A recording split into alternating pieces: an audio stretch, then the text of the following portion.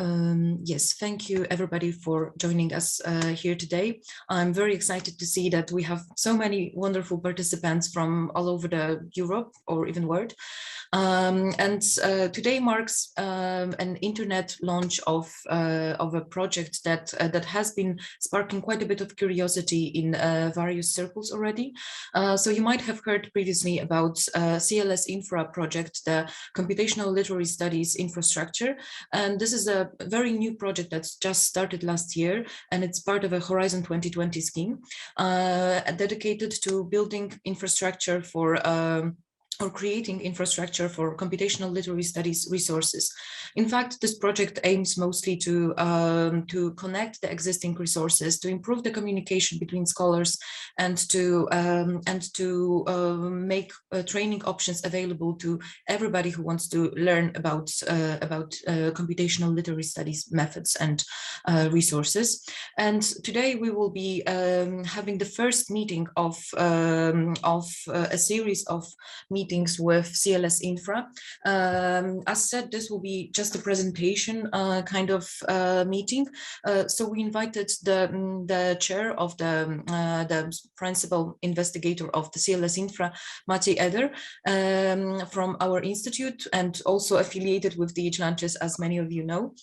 And Maciej will tell us a little bit about how this project came into being, how it works, and what are the options of learning about it, getting involved, and so on. And with us also are a couple of people related to CLS Infra, who will also be able to support him in this task of answering some of your pressing questions about the project. So without the further ado, Maciej, the voice is yours, and everybody enjoy your lunch and the talk. Okay, thank you, Jana, very much for this kind introduction. Thank you, everyone, for coming. And there's so many faces that I know and so many other faces that I don't know, but I'm very, very happy to see them, even if just through the nickname. So this talk is going to be about the project that has started a couple of months ago, and we are still at the first stage of that project. The project which has an acronym CLS Infra, and I will be revolving in this talk about the CLS Infra concept. I'll be trying to resolve this obscure acronym CLS in a couple of slides, and then I will show some aims and plans and structure of the project. And I will tell more about how the project is shaped and what are the aims of that. Before I go any further, let me start sharing the screen. Okay, thank you very much. So the project CLS Infra is a part of the Horizon 2020 infrastructural scheme, and this project is aimed at building an infrastructure for CLS, which is computational literary studies. And I will be talking more about what this infrastructure might be and what an infrastructure actually is. But before I go there, let me say a few words about this obscure acronym CLS, so computational literary studies, which is basically aimed at analyzing textual data, usually large amounts of textual data because they are there, but it started on a very, very small scale. I will say a few words about the beginnings of this field in a way in the upcoming minutes. But if you ask for a short description, for a short definition of that field, this is the analysis of textual data, literary data, for most parts, using statistical inference, using computational techniques, and exact methodology. Let me put it that way. And now, if I define CLS as computational literary studies that way, then it will be hard to go back to its roots and to find what was the first seminal works to define this field of study. So I was thinking hard who might have been the founder of this field. And the guy I came across that I think might be considered as the founder of this kind of thinking was Leon Battista Alberti, the 15th century Italian humanist, who, among other things, he was an architecture theory writer, and also a practitioner, but also he wrote a seminal paper, treatise paper on ciphers, on the componendis cifris, so how to use ciphers. And in this booklet about ciphers, he also introduced the idea of measuring or counting the letters, vowels to be precise, A, I, E, and so on and so on. And he suggested that there might be a different distributions of those letters or vowels in prose as opposed to poetry. So to my knowledge, this has been the first application of the exact methodology to just say something more about literature, about the language of literature, or about the style of literature. I think that there might be more of that, but Alberti is a good candidate for a father of this field. But if I really look back to what was seminal and foundational for myself, it surely was the book by John Barrow's Computation into Criticism, the book that defines, in a way, the entire field by saying a simple idea. Literary criticism has always been the most subjective field ever, right? Whatever you want to say about literature, you are in the mercy of speculation. So you just read a paper, you just read a book, read a literary text, a novel or a poem, and then you speculate. And the better you are in the speculation, the bigger your imaginative power is, the better your interpretation. Which is not entirely true, but we can assume that the literary criticism is one of the least scientific and one of the most subjective fields in academia, generally speaking. And he had an idea of introducing some exact methodology into that by doing a statistical inference in order to support the literary criticism. So that's the idea of computation into criticism, or literary criticism, based on exact measurements, based on exact methodology. And I'm not saying that this is the book, but for myself, it has always been the book defining the computation into criticism kind of thinking. Another dimension that I think deserves a mention is the distant reading paradigm. So the idea that rather than reading one book or 10 books, you read, or not really read, a big amount of them or a large number of them in order to find some patterns from a distant perspective. And the first ideas about this distant reading paradigm were formulated by Franco Moretti like 15 years ago. Yet his ideas were slightly different from what we do nowadays. Basically, he suggested that we don't have to read the books themselves in order to say something about those books. Rather, or instead, we can just collect a large amount of metadata about those books, about, for example, novels. And rather than reading through the books, we can collect the year of publications, the author's name, the genre, gender of the author, and so on and so on and so on. And then having acquired a large amount of such a metadata, we can say something about the literature from this distant perspective without reading the book itself. And this idea has become very, very seminal, and other follow-up books appeared, such as Matt Jokers's macroanalysis on, or Ted Underwood's Distant Horizons, very good actually, a book that came out a couple of years ago.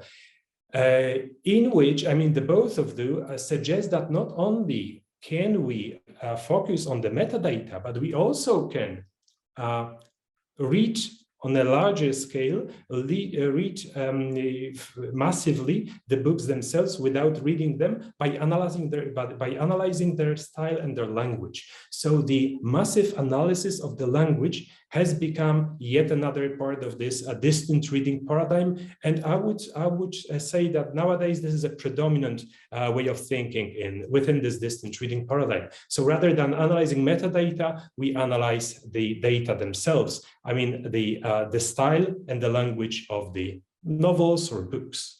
Not only that, however, not only can we focus on the books themselves and how they are shaped and how they are stylistically formed, but we can also take a different look at who reads those books and how the books are being rated.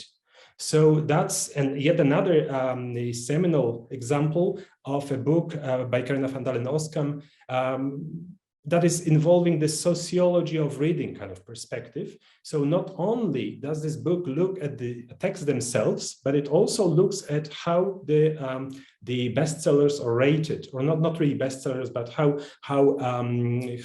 books on a massive scale are rated. And the data has been acquired through the national survey in the Netherlands. And like 500,000 of individual response have been acquired in order to see the correlation between how people read the books and how the books themselves exhibit their style or their literariness. That's an interesting idea as well. So not only can we analyze the metadata, so something that is created around the text. Not only can we read the text themselves, so their style and their language, but also we can look at how the novels are being received by the audience, how they are read and what do the readers think about those books, right? So all those perspectives make up this as computational literary studies, but I would also want to mention one other perspective that is very dear to myself, has always been very dear to myself, and this is the linguistic angle, the linguistic perspective that makes it possible to analyze the language and the style of the texts we deal with. And for sure, the seminal foundations of this kind of thinking, connecting linguistics and the literary insight, has been the Russian formalists at the beginning of the 20th century, but I could not find any representative cover of the book. So instead, I've put a book I love from the 60s, Poetyka I Matematyka, in Polish, where the professors, I had an opportunity to meet some of them years ago, had an idea of using probabilistic methodology in order to measure the versification, meter, syntax of the 16th century literary text in Polish, and so on and so on. And that's a collective volume about poetics and mathematics, right? The connection of those two things that, well, we consider to be a heresy. And of course, the bunch of books, I'm just showing one of those, but there's a bunch of those, how to analyze linguistic data using statistical methodology, how to understand the probability, how to understand the probability distributions, how to apply this statistical tests for statistical significance, and so on and so on. There's plenty of those. And I would say that without those texts, without this theoretical and methodological considerations from the linguistic angle, we wouldn't have been able to analyze literary texts using computational methodology at all. So if one thinks on the foundations of the CLS, so computational literary studies, there is this computation into criticism kind of idea, a very foundational one, and the distant reading one, but also a bunch of other terms and notions I haven't mentioned, but these are also very, very important to this field that is a combination of different angles and different perspectives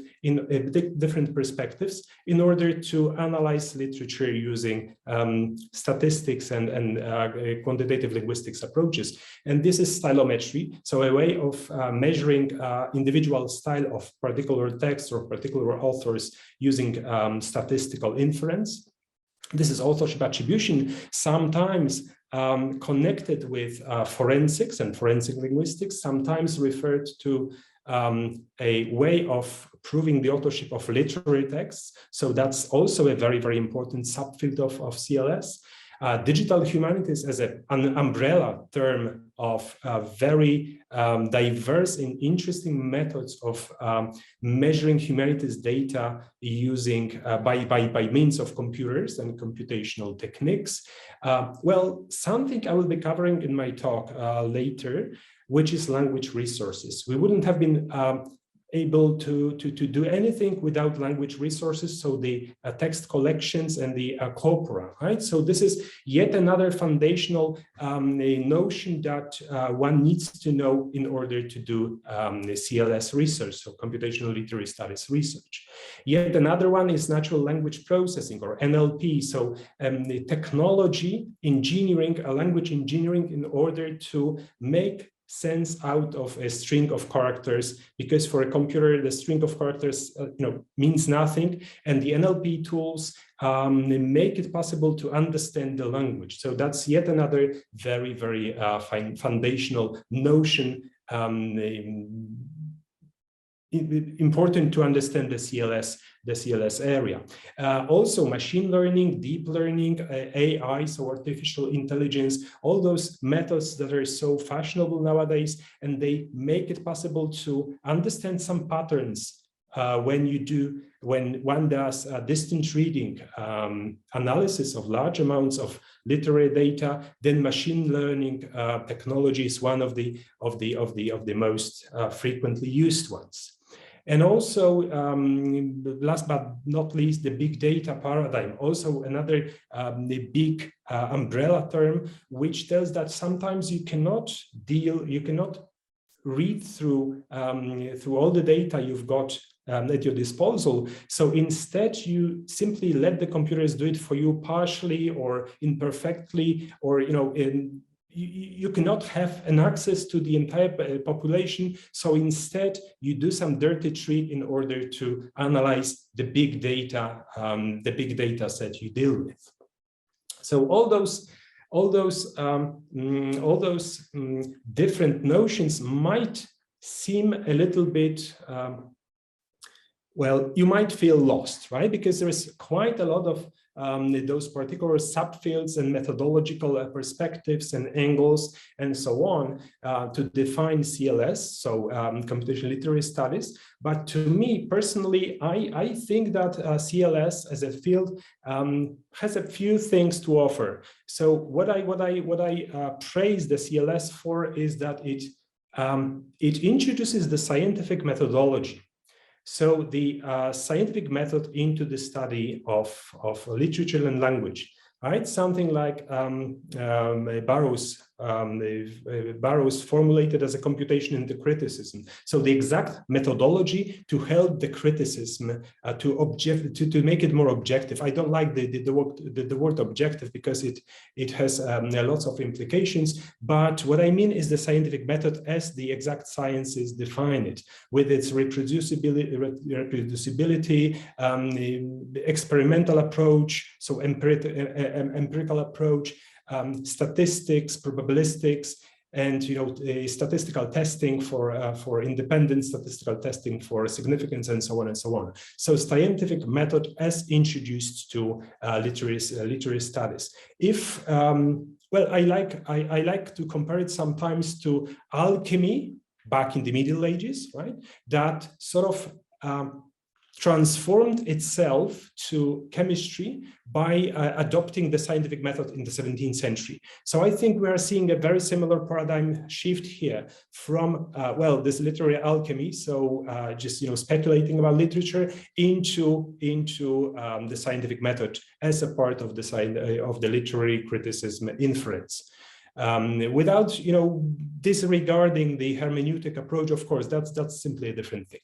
So the thing number one that CLS has to offer is the scientific method. The thing number two is the scale. I mean, the scale of the texts we can analyze at the time is we have not seen that before. I mean, it's thousands of texts we can deal with at a time. If you take, for example, the HathiTrust corpus, there's thousands of texts you can analyze.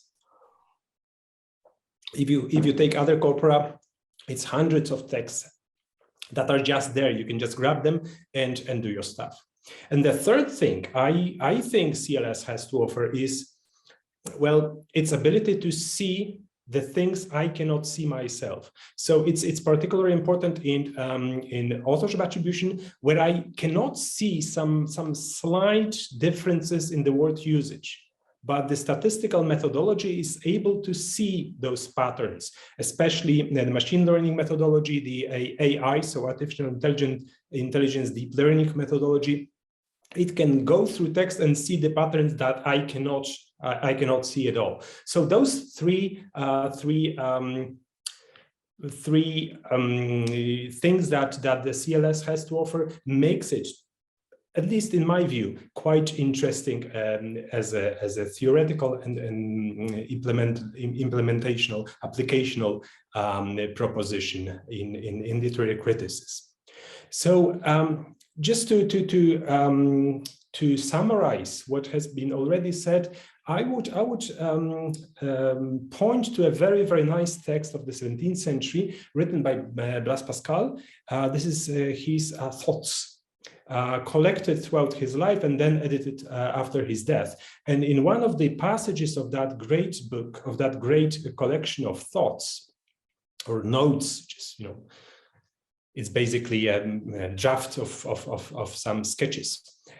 In one of those sketches or notes or thoughts, he brings us for an imaginary journey to the end of the universe. So he says, let's imagine that our planet Earth is as small as an apple, but our imagination does not stop here. So let's now imagine that the entire solar system is as small as you know, whatever, as a plant, right? But our imagination does not stop there. So is there any moment where our imagination will say, that's enough, we've reached the end of the universe, the end of the universe? No, there is no such a point, right? And he has introduced the notion of infinity, in fact. And now he said, after having scared of what we've seen, let's go back to where we are and let's undertake another journey.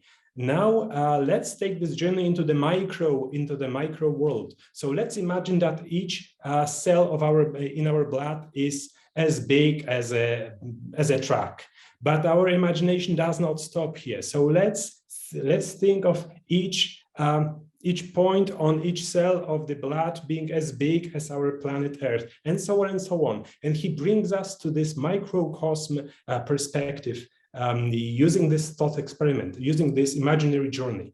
And now he says, let's go back and let's recognize who we are. We are someone between, we are a thing between nothing and everything, between one infinity and the other infinity. And now why I'm saying about that? I'm saying about that because we are facing a very, very similar situation right now in the humanities. What I mean here is that the thoughts of Blaise Pascal were possible because of the invention of two instruments at the beginning of the 17th century, a telescope and the microscope. So his seminal thoughts had a background, background in the instruments and the theoretical background provided by those two instruments and what you could see through them. And now I would argue that we are facing a very, very similar situation in the humanities. We've got the scientific instruments, which is the computer power, with these GPUs, CPUs, whatever you name it, right? We've got a very, very powerful computers at our disposal, and we can do the things that our predecessors could only dream of, such as, computing the deep learning model on something, right? Which takes weeks rather than thousands of years nowadays. We've got data sets that our predecessors could only dream of. What I mean by data sets is the language resources, so the collection of texts. If I want to do a study in authorship attribution, some benchmark studies, I can just grab 100 novels in English, 100 novels in German, and so on, because they are there. And 10 or 20 years ago, it was not the case. You would have to scan them yourself. You would have to type them into a computer yourself. Now, these data sets are already there. You can just grab them. You can just use them. So I think that the paradigm shift is also sort of motivated by the change of the landscape, and the data sets are make it possible to do the analysis. Not only the data sets, but also the tools or computer programs. There is a bunch of libraries for the programming language Python, for the programming language R, for some other languages that you can simply use and reuse or embed in your applications, and without wasting your time, without investing your time into building the tools from scratch. Right. Not only that, after those 20 years of the advances of stylometric methodology, for example, we've got the methodology which is already out there that you can use and that you can reliably reuse, reapply into your stuff. So that's the entire picture or the entire landscape has changed radically in those 20 recent years. And the big point I'm making here is that now you can just grab whatever is there, and you can publish your beautiful books on distant reading, on whatever you think of.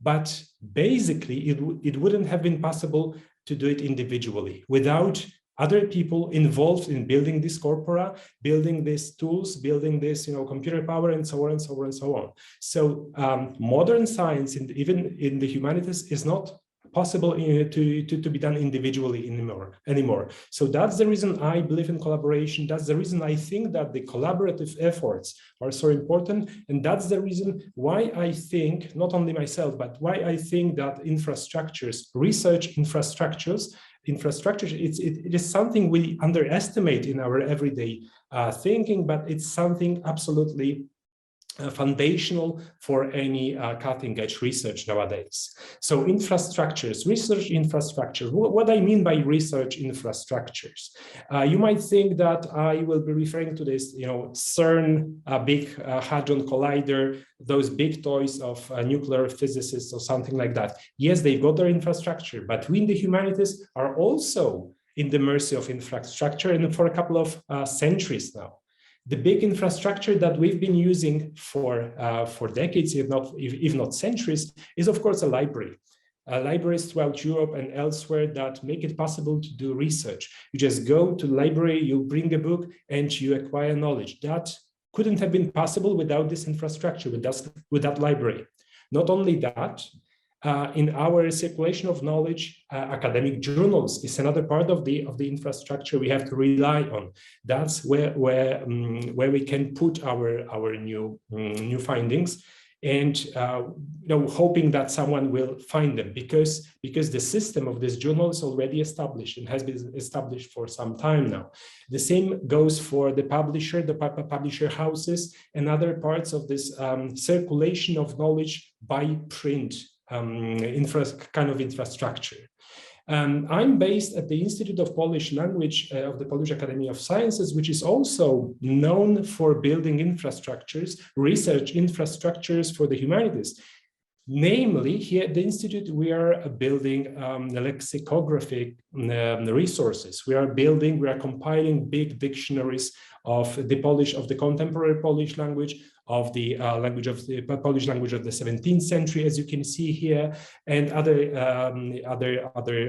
varieties of the Polish language. So this is also a part of this infrastructure, without which a real scholarship wouldn't have been possible, right? So we tend to underestimate the role and the importance of infrastructures, whereas we use them basically every day without noticing that. And that's what our project is aimed at changing. I mean, I hope that we'll be able to change this thinking one day. So if we restrict ourselves to the CLS, so computational literary studies area, then for sure we deal with some infrastructure elements as well.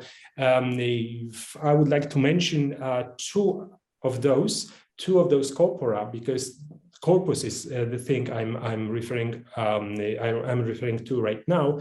The cost action LTEC corpus, which is a collection of around 200 novels in a couple of European languages. The aim being to reach 100 novels per language. We are not there yet, but that's a corpus that everyone can reuse for their purposes. And that's a very well curated, very high quality corpus that it's there. And another element of the infrastructure.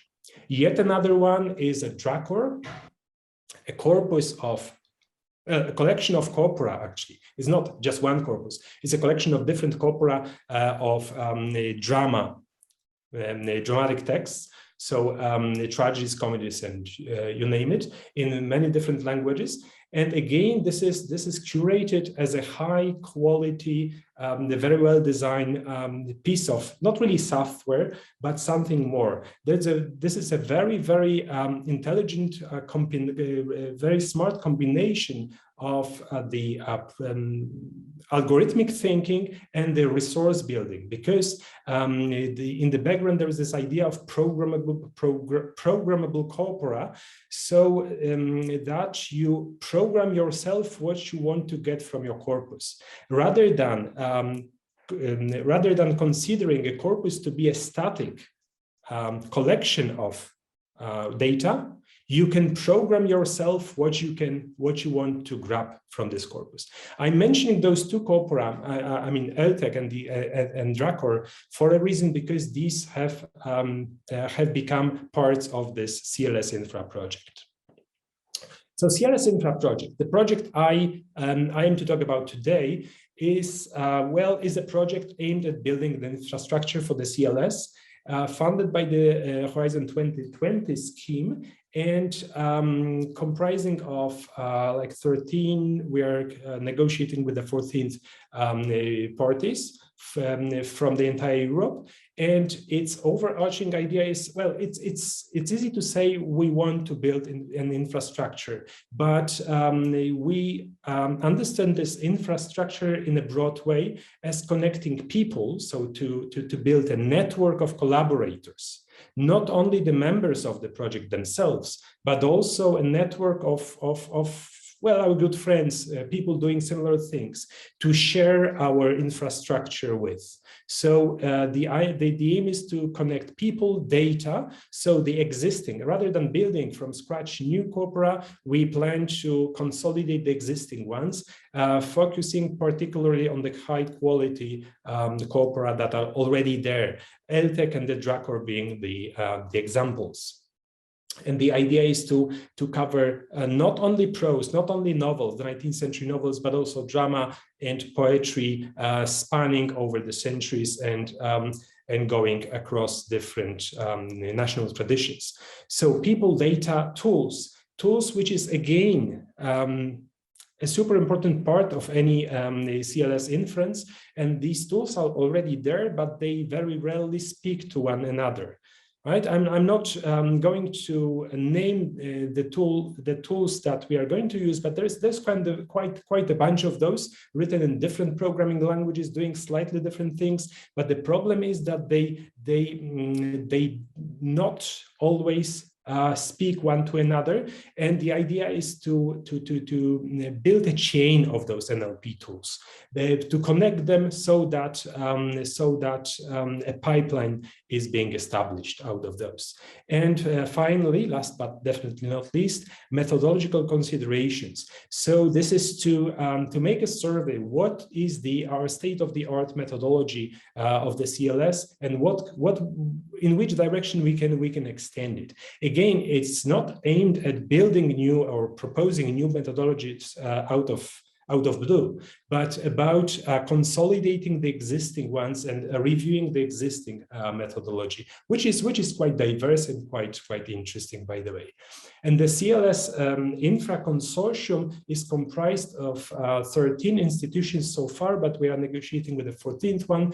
They include our institute, so the Institute of Polish Language at the Polish Academy of Sciences in Kraków, Poland, and we are the coordinator of the project. University Potsdam, Germany, the Austrian Academy of the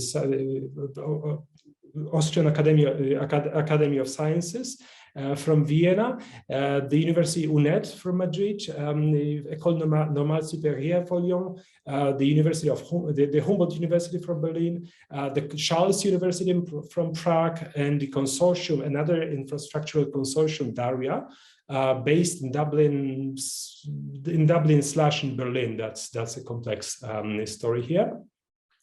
The University of Ghent, Belgrade Center for Digital Humanities, the Royal Netherlands Academy of Sciences from Amsterdam, the University of Trier, Germany, the National University of Ireland from Galway, and the Trinity College Dublin, with which we are still negotiating accession to the consortium. So that's the consortium. And when it comes to the aims and particular tasks to be scheduled across those consortium members, this is a picture I hate myself. I hate this kind of pictures showing the structure, the internal structure of the projects. But I thought that since this talk is about infrastructure, I need to show it without going into the details.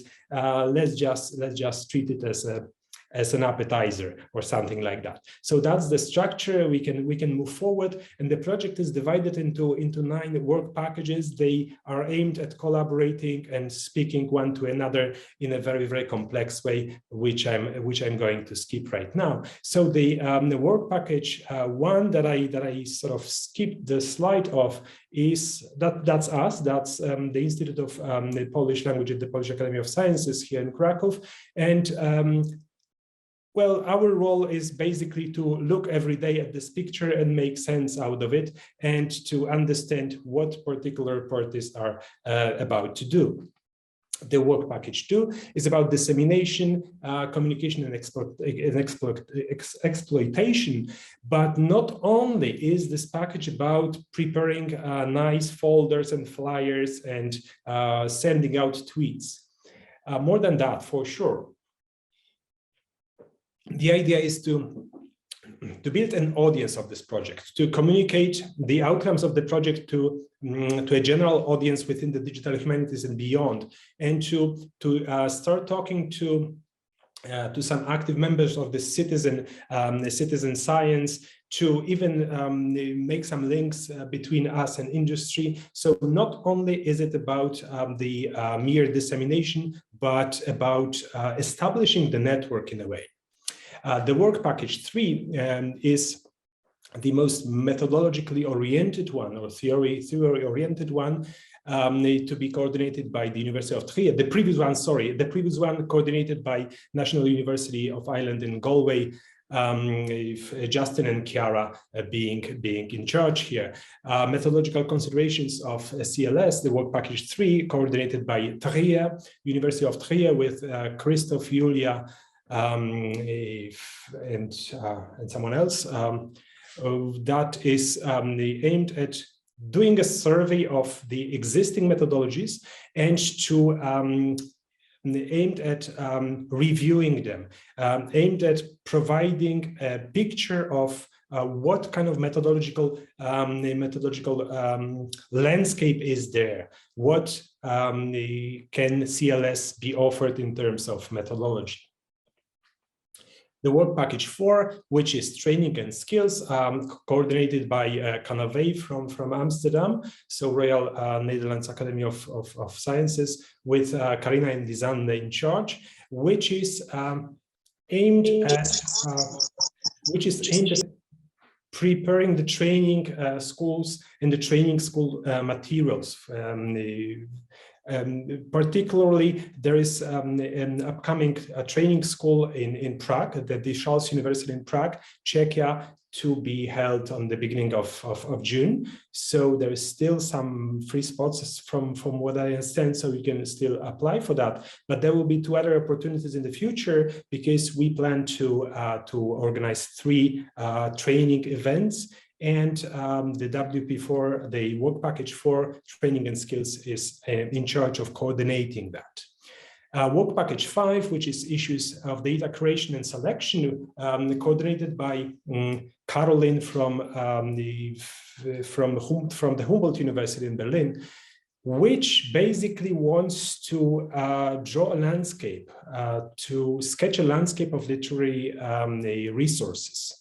So it wants to see what kind of data sets, what kind of corpora, what kind of literary sources are there, and which formats are they preserved in, and what should be done in order to make them speak one to another. Because this is one of the biggest problems in the world of language resources, that those resources are there, but they very rarely speak one to another, even if they are compliant to the same scheme or the same, say, XML or TI or anything like that. They still cannot be very easily used just like this without some reshapements. So this work package is aimed at exploring these ideas of how to make them speak one to another. Work package 6, consolidating and preparing data for CLS, coordinated by Vienna, by the Austrian Academy of Sciences, with Vera in charge, and Maciej.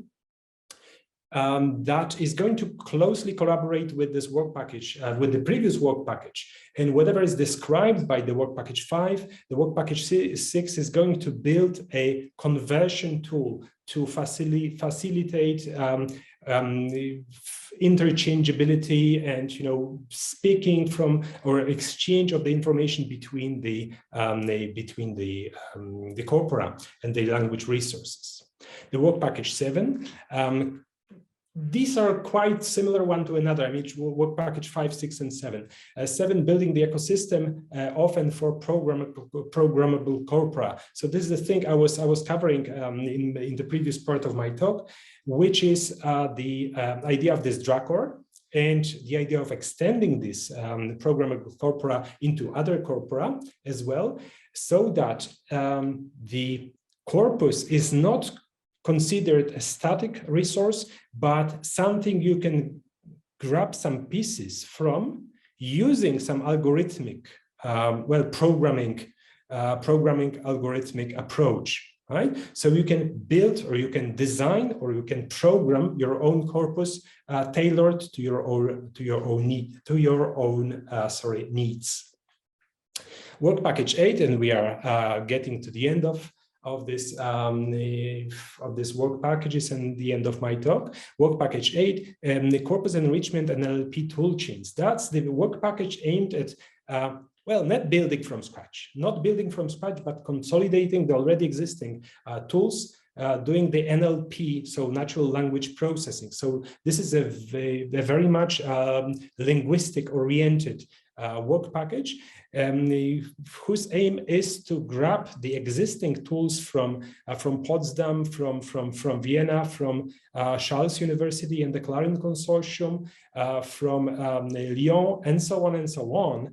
These are all very, very beautifully designed NLP tools, but there's very little communication between them. So this work package is aimed at making them speak one to another, for building conversion tools and some glue to be put between those tools. And finally, last but not least, work package 9, transnational access. Oh, sorry, this work package 8 is still coordinated by the University of Ghent, with Tess and Julie being in charge here. And the work package 9, transactional access to key collections and methods. It's a very obscure kind of a description, but what it means that this is the vital part of the infrastructure, being the network of people. So the network of people understood not only as a bunch of the project members, but also as a fellowship program for everyone who wants to spend some time in one of the collaborating